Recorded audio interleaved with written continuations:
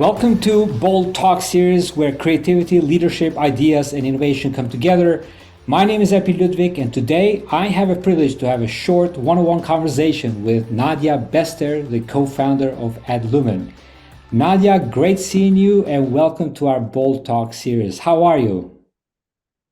Epi, very, very nice to be here. Thank you for having me. Very much looking forward to this conversation. I think it's always an important conversation to have in the business world, but especially at this time when there's so many changes and really everyone needs to take time to reflect on what it all means. So happy to be here. Fantastic. Well, thank you for joining me and truly looking forward to this conversation. So let's start with one good question. What inspired you to create AdLunam and how does AdLunam work? So AdLunam is a investment ecosystem that exists in the blockchain slash crypto slash Web3 industry. You know, the definition means different things to different people, but essentially it's an investment really ecosystem that exists within this industry where projects at an early stage are trying to secure funding for their early stage startups.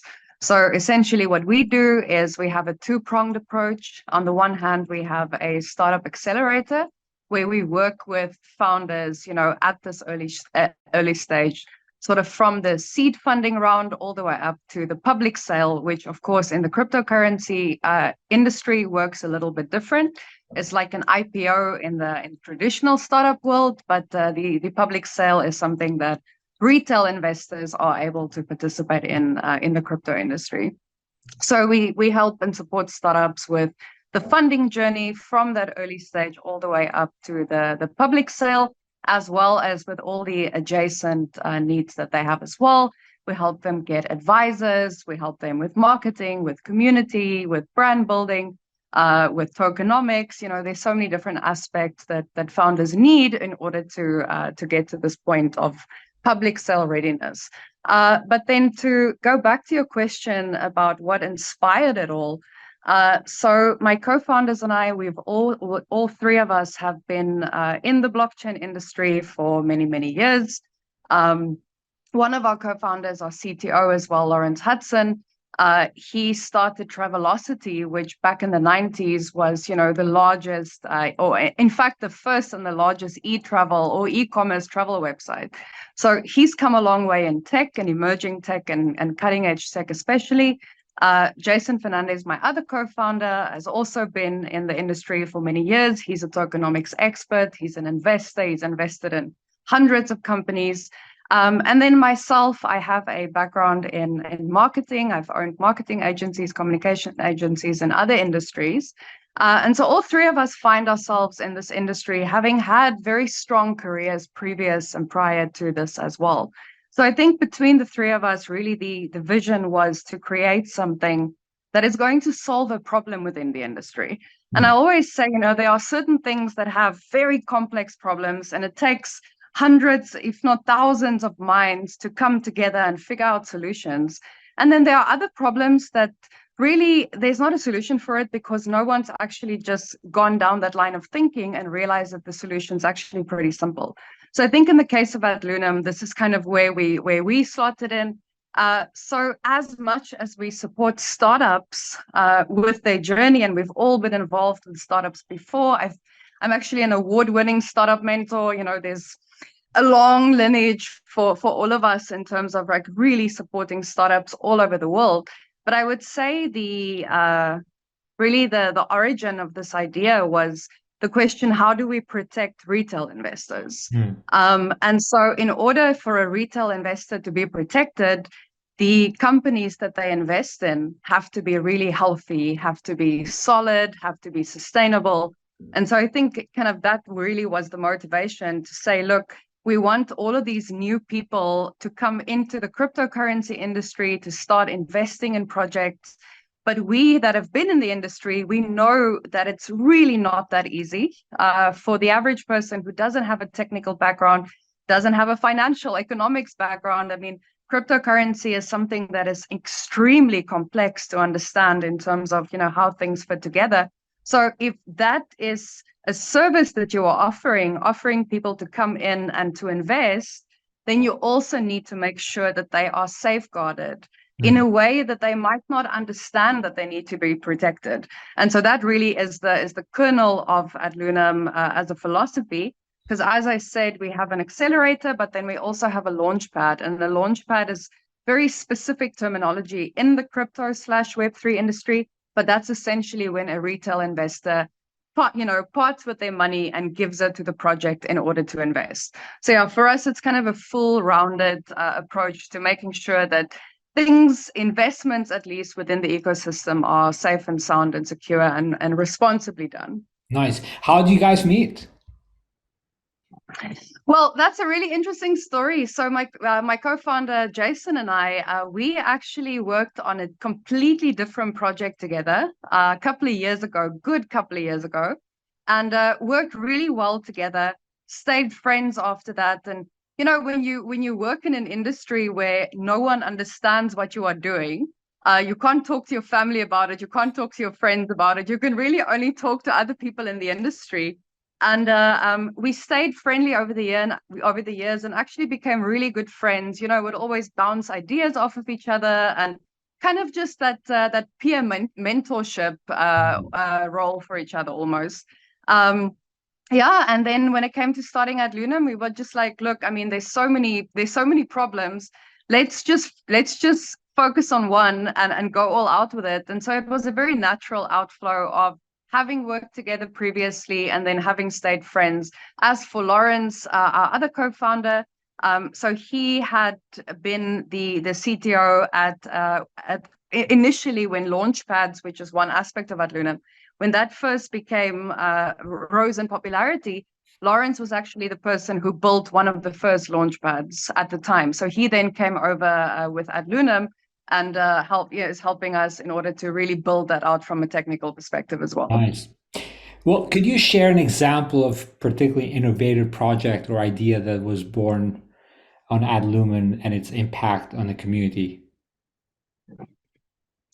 Yeah, that's an interesting question, especially at this time. So I would say, just over like broadly speaking, I mean, I think the idea for AdLunam itself, we use an engage to earn model, where we essentially it's quite complex in terms of an understanding or an explanation rather.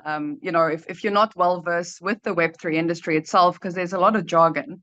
But in essence, to say that people are able to trade the attention that they give in terms of social media engagement, for example, they are able to trade that for the ability to invest in certain projects. So that as a company is quite innovative. It's definitely a first in the industry.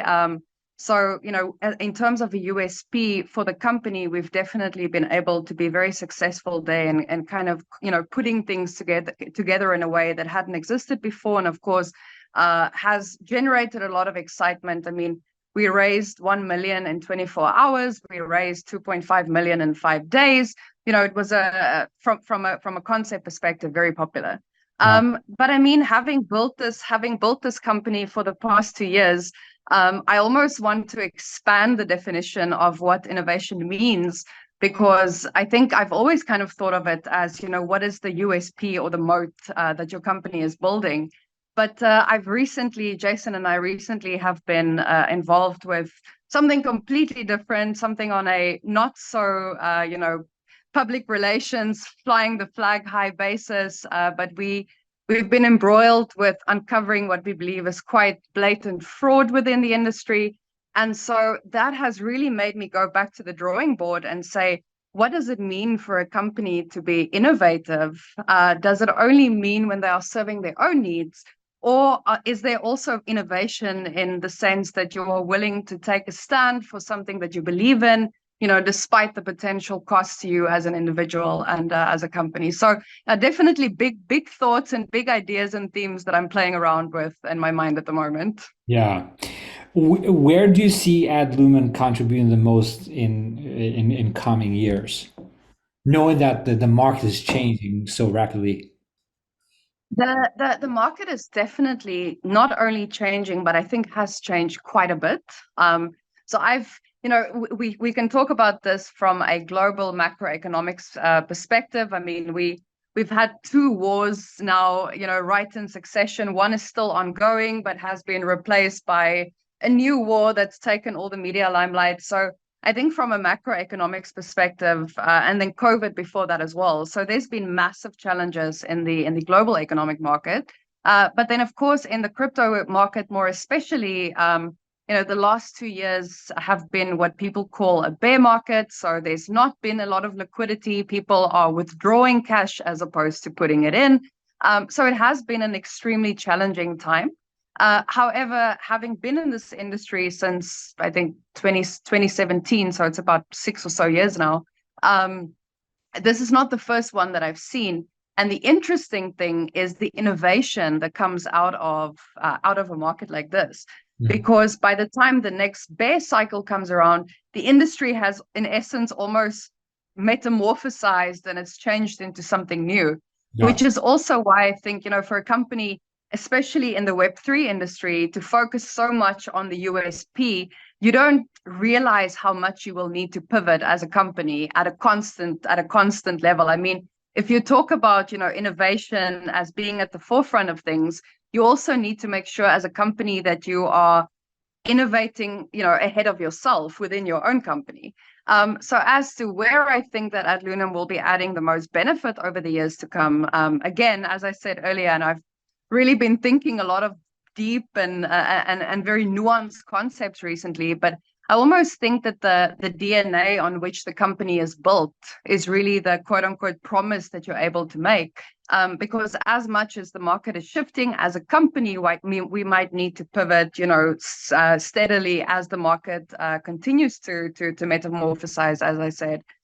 However, I think that the values that a company is built on, which really, equates to the DNA of the company, I think that is something that I can unequivocally say that we definitely are very committed to. If there is an industry that we are inviting people into, then it's our sacred responsibility to make sure that they are safeguarded, and that is something that we will definitely stick to. Yeah, we'll talk about those changes and taking the right decision to pivot perhaps. How do you stay ahead of emerging trends and technologies that keeps you in the forefront of innovation? Yeah, that's an interesting question, because I think it so much of this answer depends on kind of what industry you are in, for example. So in the Web3 industry, I mean, you are already at the forefront of innovation compared to other industries. So it's very, very important, especially as a founder or anyone, building or really operating in this market, to understand as early as possible what the next shift is that's taking place, because it's oftentimes very subtle. But because we especially work at an investment level, it's especially pertinent for us to truly understand kind of how things are sitting with different people at different times. And so for me, I mean, I can give the basic standard sort of line of I'm really on LinkedIn and on Twitter very often, not necessarily engaging, but there are people whose accounts I will find myself repeatedly going back to, or making sure that I follow the kind of people that I'm able to see these early shifts. But then also, being active and involved at different industry events. I think post-COVID, there was this rush of everyone just wanting to get out of the house, and now it's again at a time where, oh my God, there's so many events. I just wish there were fewer of them so I didn't have to travel all the time. But I think the difference is, so I attend and often speak at a lot of events in different countries. And again, if you're talking about, making sure that as a company you're ahead of the curve, you also need to understand what is happening on the ground. But I mean, so over and beyond that, I would say just as a general sort of guideline for making sure that you're staying ahead, and this is irrespective of industry, is to make sure that you're well read across many different industries, because sometimes there are things that pop up in other industries that is actually very pertinent to yours, maybe not directly, but something that can very easily be applied. And because people are not looking outside of their own industries, they might miss those connections or those opportunities. So that's definitely something I would as a general guideline we recommend is to be well informed across many different industries, and social media is a good way to do that. Yeah. Well, nothing replaces face to face, right? It's just the way how we humans Nothing. are born. We are Our so nervous systems need the face to face. Not even Zoom can replicate what we need by being no. with other people in person. Well, outside of this stuff, do you think Vision Pro will get us closer to that?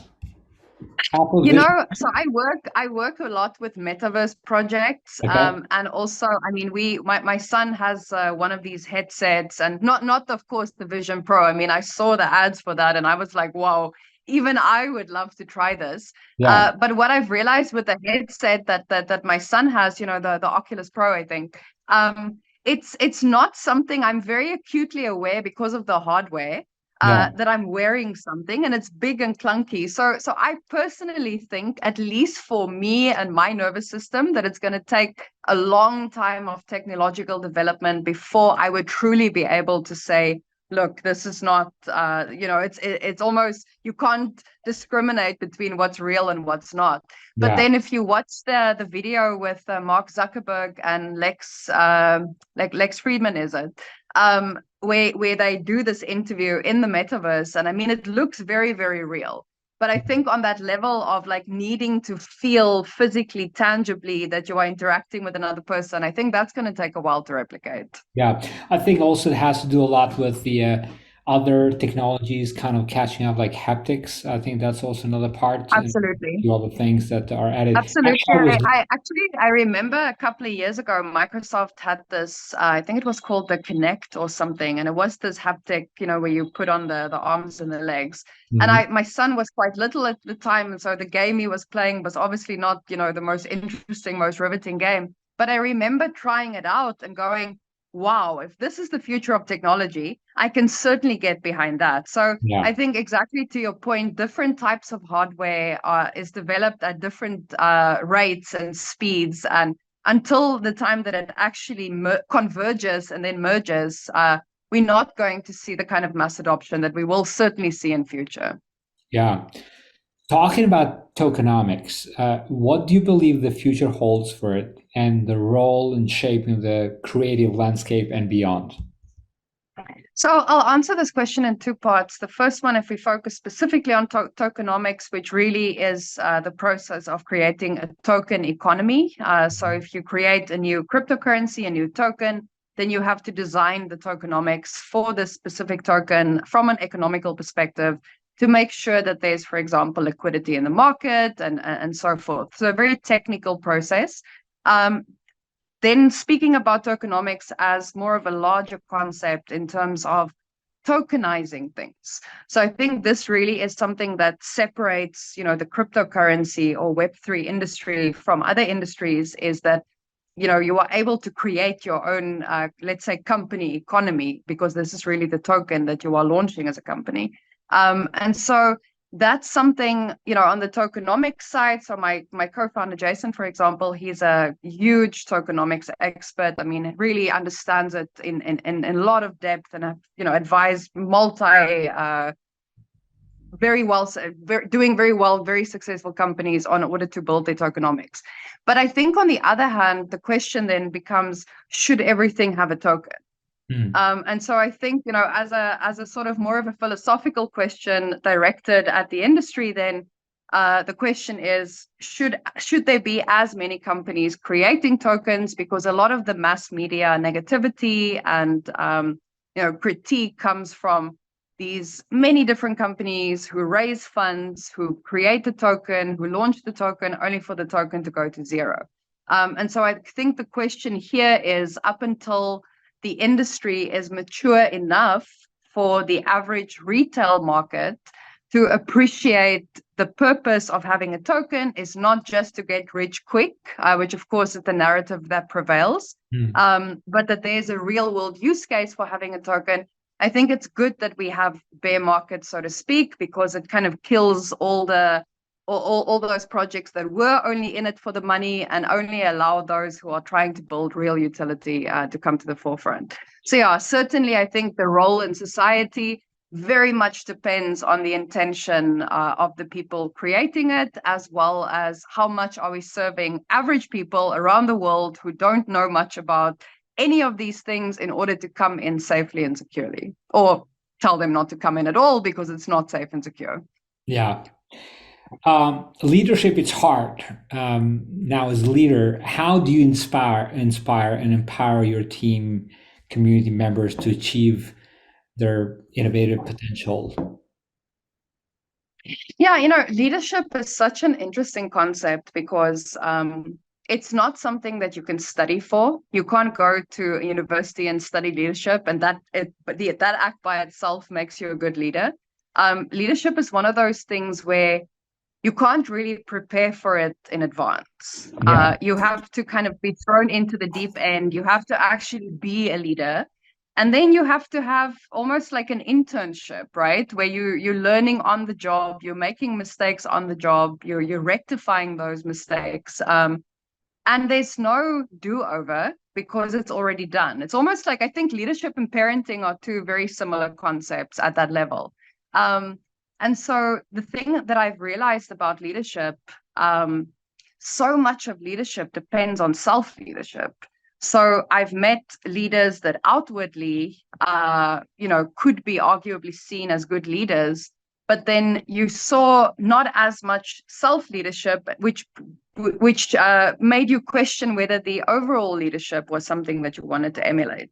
So I think for me, kind of just where I am on my leadership journey, because certainly, I'm not sitting here feeling like I've mastered it. I don't feel like I've accomplished myself as a leader. As I say, I think it's a very dynamic process that kind of evolves as you do it. But certainly for me, something I've realized is the more that I practice self-leadership, and a lot of this goes with, accountability and responsibility, but also self-care. And so all of the nice human characteristics that you need to kind of dish out in meter doses, to different people at different times. I think it's also very important to realize that that's something that you need as well. Yeah. And so when I have that baseline, it's much easier to lead from there, not only in terms of my own, my own sort of behaviors, but also what I emulate to other people without even saying a word. So I think very often teams learn from leaders, almost like children learn from their parents when they are really young. They look at them, they copy them, they kind of make decisions that they think the leader will find appropriate. And I think that's why it's incredibly important to establish almost a baseline where there's walking the walk and talking the talk are the same thing. Because otherwise it's very difficult for people to follow a leader when at certain times what you say and what you do doesn't correlate. So in order for them to understand fully what the organization is about, what the leader is about, and how they can contribute to this vision, you have to make sure as a leader that they are starting from the same baseline as you. So truly inside and out, understand what you are doing, why you are doing it, where you want to go, and how you want to get there. But I think I'll just copy paste what you said earlier because leadership is hard. Yeah. Right. It's all about actions, right? So don't trust what they just say, trust in what they do. And that kind of falls into a practicality of seeing someone in action rather than just talking. What we say in America, Absolutely. about talk is cheap, right? Absolutely. So what does bold mean to you, Nadja? Not the So yeah, not bold words, I not bold words, bold, the name bold. but it's funny you mentioned that because I actually started thinking about what does bold mean when we won the Bold Awards in our category, because that really triggered for me the question. I mean, there's so many different words that you are able to ascribe to an individual or to a company or to an idea. So why bold? So I've definitely done some thinking about this a couple of months ago when we were participating. And I think, the thing is, and this is something for sure that I've always tried to kind of emulate in my own life as well as in my professional life. I think everything worth doing is going to be difficult. If things were easy, everyone would be doing them. And I think all of us who have gone through, difficult times in order to either get through them, or in another instance to get to the goal that you want to reach, but it needs difficult times in order to get to that goal. So I think all of us who've been there in any capacity understand that it's extremely difficult. It's really not easy. It takes everything out of you. It's like whatever it is that you're doing, but it's like a hero's journey where you have to go through the whole cycle, and sometimes you're elated, and sometimes you feel like the world is ending. But all of these different cycles need to be gone through in order to kind of complete the process. So I've found this to be so true in my personal life and my professional life, that standing at this precipice, and I think there's constant precipices really. Sometimes every day feels like a new precipice, but standing on this precipice where you go, well, you know what, this is really, really difficult and I'm not sure it's worth it.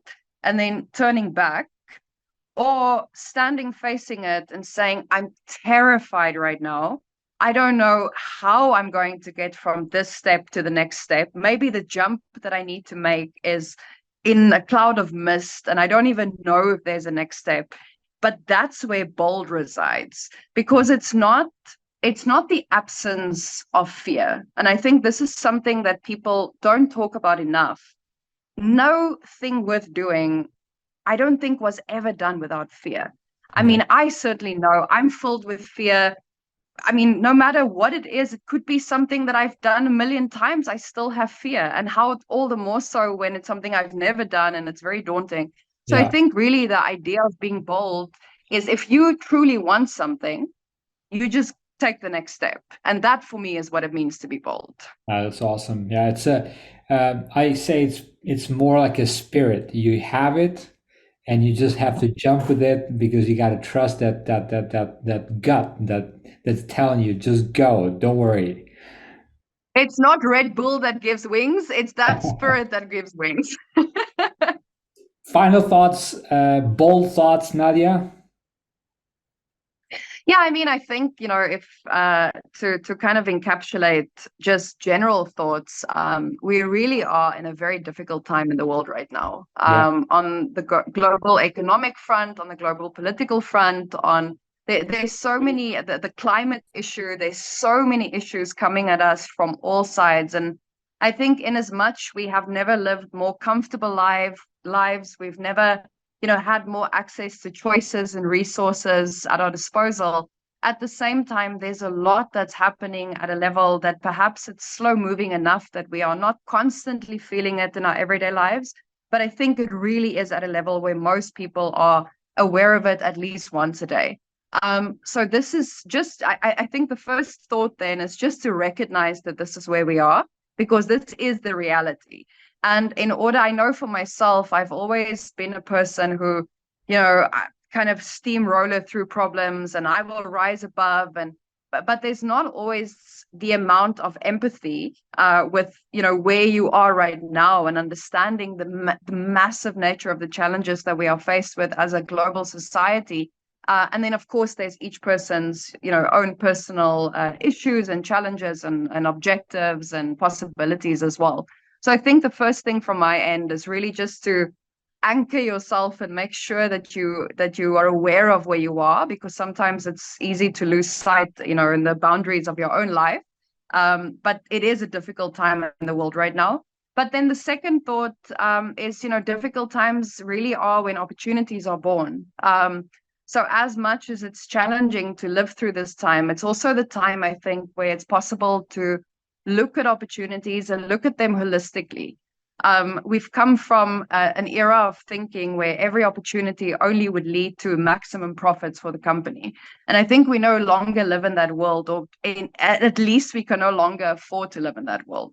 So as a company, or as a person, igniting an idea in your mind. And I mean, when I say company, it doesn't mean you end up having to have 30 employees. It could be a one person show as well.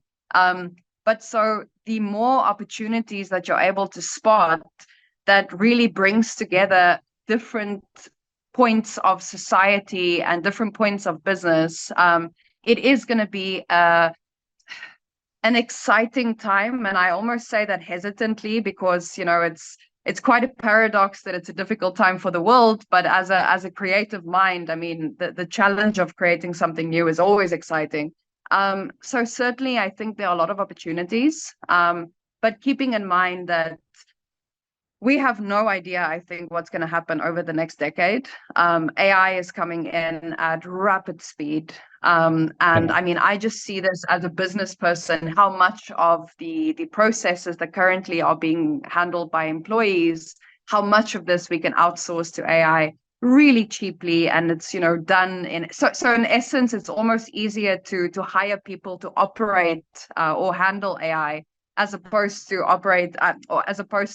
hiring people that are in a specific operations role. So from the job market perspective, it's not going to be an easy time ahead, in as much as also what's happening on the world at the broader sort of macro political and economic level.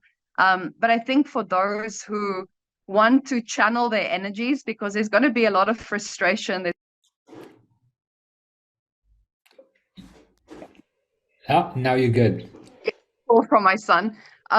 So yeah, the typical work from home experience.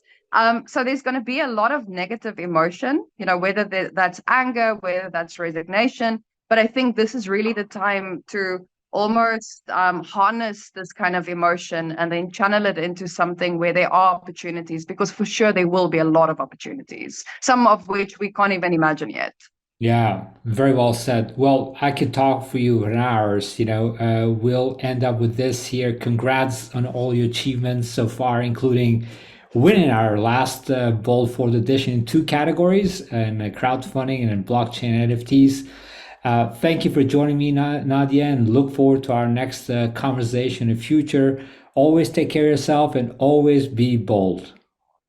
Epi, thank you so much. It's been lovely speaking to you, and I so much appreciate and respect the work that you guys are doing with the Bold Awards as well. And I'm very, very happy. We're very proudly the winners of the previous competition, and also very proudly just part of the community that you are building. So much Appreciate it. appreciated.